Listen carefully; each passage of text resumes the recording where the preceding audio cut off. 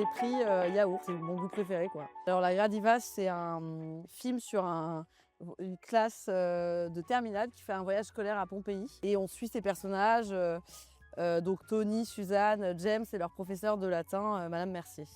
Je suis hyper contente de le montrer. On l'a pas beaucoup montré, c'est une avant-première, le film sort le 4 novembre.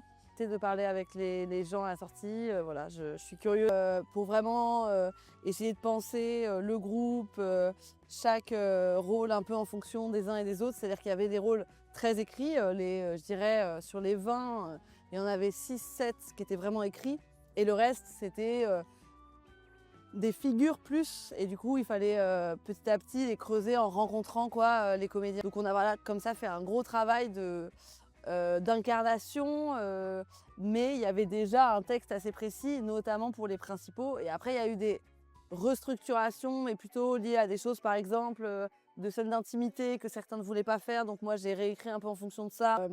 À la base, Pompéi, ça vient d'un truc qui me fascine, plutôt l'idée de la trace, quoi. Mais en fait, la trace, c'est évidemment, il y a quelque chose de morbide là-dedans. Les moulages, donc c'est aussi une image un peu transgressive de la mort, quoi. Quelque chose qu'on ne voit pas d'habitude et que là, on voit. Ça m'intéressait de voir ce que ça allait produire, à la fois en termes de dramaturgie, en termes d'esthétique, de mettre comme ça des adolescents contemporains face à ces ruines et à ce que ça allait produire. Dans la trajectoire du personnage principal, il y a l'idée qu'il prend conscience qu'il appartient à un temps beaucoup plus grand que celui de sa propre vie, quoi. Et que j'ai l'impression que ce territoire, comme il contient aussi toute une part de l'histoire européenne, voilà, il permet de figurer ça. Notamment ce volcan qui est une menace constante, donc le Vésuve, et qui crée chez les Napolitains quelque chose de, à la fois un rapport très très fort au présent, et en même temps, voilà, une mort omniprésente. Et j'aimais bien cette ambivalence. Chacun avait un peu son genre de cinéma. Par exemple, Cola qui joue Tony, je suis beaucoup allée le convoquer à l'endroit du Nouvel Hollywood, d'Al Pacino, de quelque chose un peu de Niro, enfin, de personnages beaux parleurs, avec assez charismatiques. Notamment, je lui ai dit de regarder Un après-midi de chien, que je trouve hyper fort, et notamment sur cette idée de plus un personnage est singulier, plus il s'affirme dans ses contradictions. Mitya, il est plus, donc celui qui joue James, on était plus vers l'imaginaire pasolinien, donc je lui ai dit de regarder Théorème, puisqu'il y avait vraiment cette idée que ce personnage attire comme ça tous les personnages du film.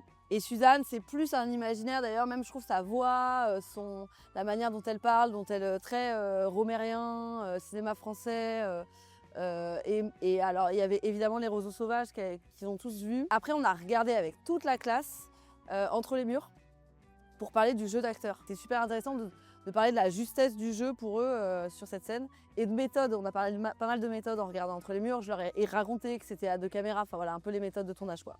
Notre salut d'Emmanuel Mar, et je dois dire que j'ai été extrêmement marquée, impressionnée, bouleversée aussi par le film, qui donc raconte la trajectoire d'un homme sous Vichy, et qui parle extrêmement bien, je trouve, de la collaboration, et avec une inventivité formelle dingue. Enfin voilà, et Swan Arlo est exceptionnel.